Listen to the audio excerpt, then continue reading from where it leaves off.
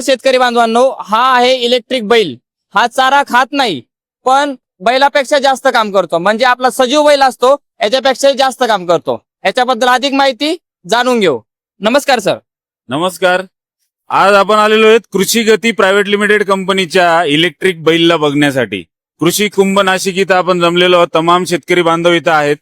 आज हा बद्दल तुम्हाला मी माहिती सांगत आहे की हा इलेक्ट्रिक बैल आहे. चार्जिंगवर चालतो, बॅटरीवर चालतो. एकदा चार्जिंग केली की 6 तासापर्यंत याची बॅटरी चालते. बॅटरी चार्जिंग करत राहा, चालवत राहा, चार्जिंग करत राहा, चालवत राहा. न थकता हा इलेक्ट्रिक बैल तुमचा 15 ते 20 तास दिवसाला सुद्धा चालू शकतो. याच्यामधनं आपण काय काय काम करू शकतो, जे शेतीमधले काय काय काम करू शकतो याच्यामध्ये आपण असे तुम्हाला अवजार जे दिसत आहेत, पेरणी, कोळपणी, वखरणी, माती उकरणी, पास लावून त्याला तुम्ही छोट्या टिलर सारखं काम करू शकतात. आणि तुमचं हे फवारणीचं यंत्र इथं दिलेलं आहे 75 लिटरची टाकी. फवारणी पण करू शकता. फवारणी पण करू. Yes yes.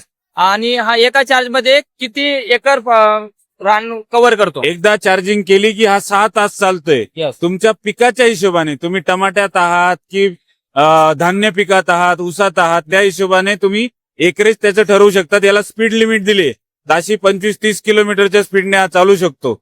हा तुम्हाला याच्यात जीपीएस, गाणे ऐकण्यासाठी ब्लूटूथ, कॅमेरा सर्व दिलेला आहे. तर हा शेतकऱ्यांचा सच्चा साथी आहे. यस. याच्यावरती गव्हर्नमेंटची काही सबसिडी आहे का, आणि असेल तर किती आहे, आणि याची किंमत काय आहे? याची प्रदर्शन किंमत आहे 3,75,000 रुपये. यस. आणि खास आपल्या शेतकरी राजासाठी, आपल्या मायबाप शेतकऱ्यासाठी आम्ही जी सबसिडी सुरू केलेली आहे ती 1.25 लाख रुपये सबसिडी आम्ही शेतकऱ्याला मिळवून देत आहोत.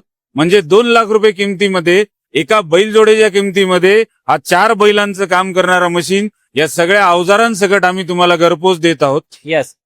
जे शेतकरी या कृषी कुंभ या प्रदर्शनात आले नाहीत, त्यांना या प्रोडक्ट बद्दल अधिक माहिती पाहिजे असेल तर आपला काय संपर्क क्रमांक? याच्यात तुम्ही संपर्क करू शकतात कृषी गती प्रायव्हेट लिमिटेड कंपनीच्या नंबरवर. तो नंबर आहे 70 30 80 60 00.